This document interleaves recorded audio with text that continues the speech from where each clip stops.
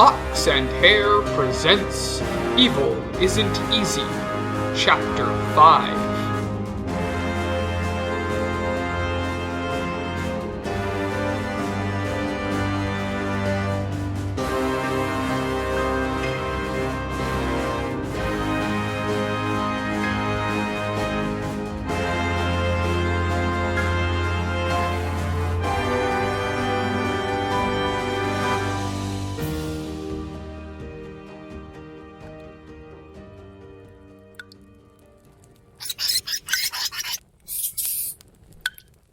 Please, Nora, no tears. I'm sorry. It's not you. Well, it's not just you. Only two things I can think of to hurt that deeply. It's not a boy, so it must be family. My stepmother. She has children. You know what? I don't want to talk about that. I'll not burden you with my little troubles. Not today. Then what can I tell you about to take your mind off of things? Let me see. Magic, as astounding as it can seem to outsiders, is not quite as, magical as it appears. There are rules and there are limits. All these things you've done. Extending your life. Changing into creatures. Casting curses. And now you're going to tell me there are limits? I was as surprised as you. I started feeling it during this period of my good deeds. I started getting better at it, more focused, less vindictive, but I also started feeling older and more tired. I learned to hear wishes, prayers, but found it harder to live up to them. That's when I learned the great irony. What great irony? I don't know if it was a long-delayed punishment from when I stole the power or just a side effect I never learned, but when I used the power for myself, it was practically unlimited. When I used it for others, I was diminished. But that doesn't make any sense. I know, you'd think the opposite, but that's the way of things.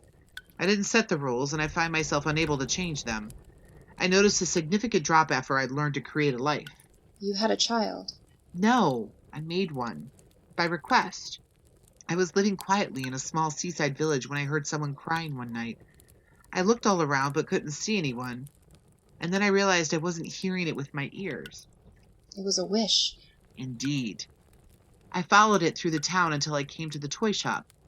Inside was an old man filled with regret. He'd devoted himself to his craft and never taken the time to find love. Now, nearing the end of his life, he regretted never being able to raise a son.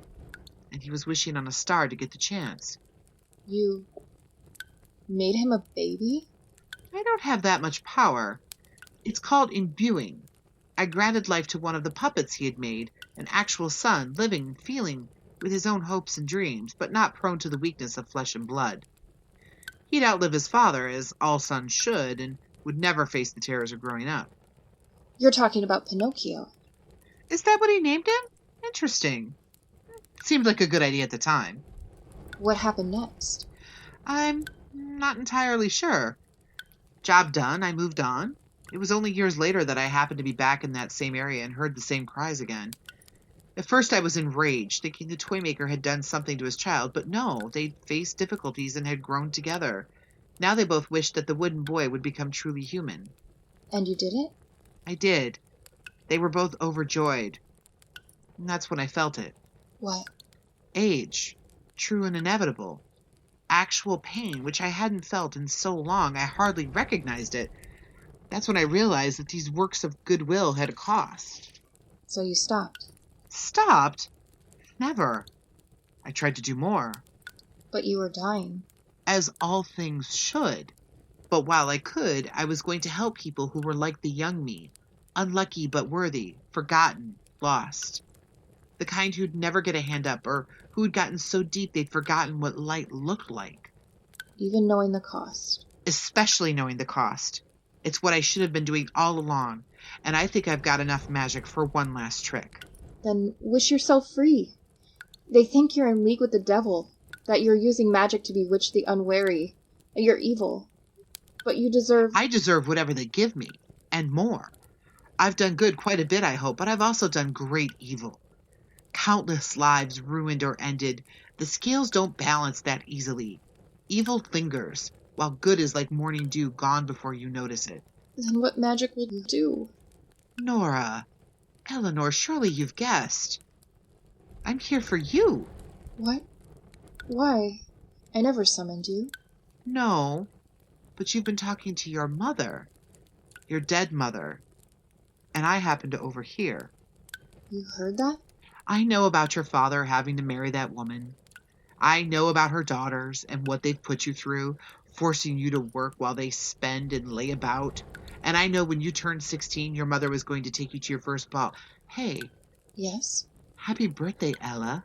That's what she called me. I know, and if she could be here, she would. But she can't, so I'm here. Think of me as a godmother, and we've got work to do. What are you talking about? You're going to the ball tonight. When we've said goodbye, you're going to visit your mother's grave, and there you'll find a dress to wear. In the clearing nearby will be a carriage and a retinue to escort you.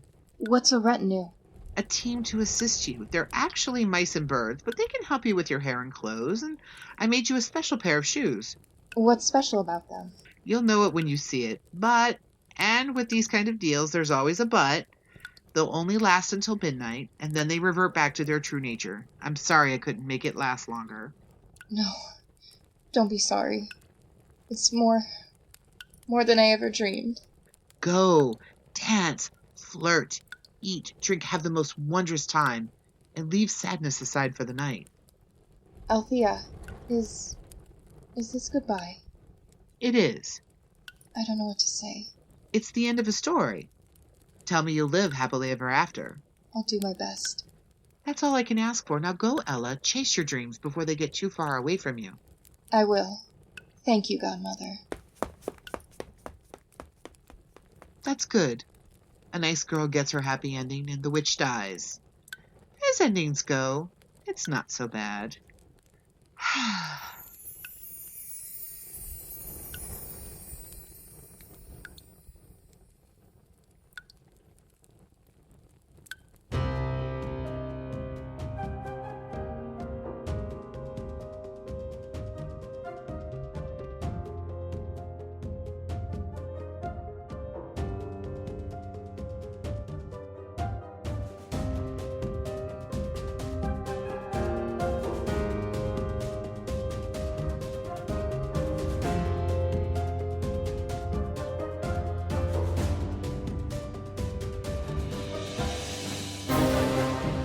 Ox and Hare's Evil Isn't Easy is written by Kyle Olson, performed by Jess Harris and Brooke Ungerfurth, directed by Kyle Olson, produced by Ryan Fitzpatrick.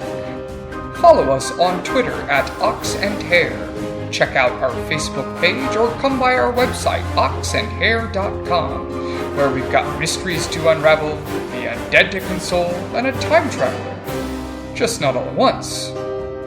Find new adventures each week on Ox and Hare's Monday Matinee.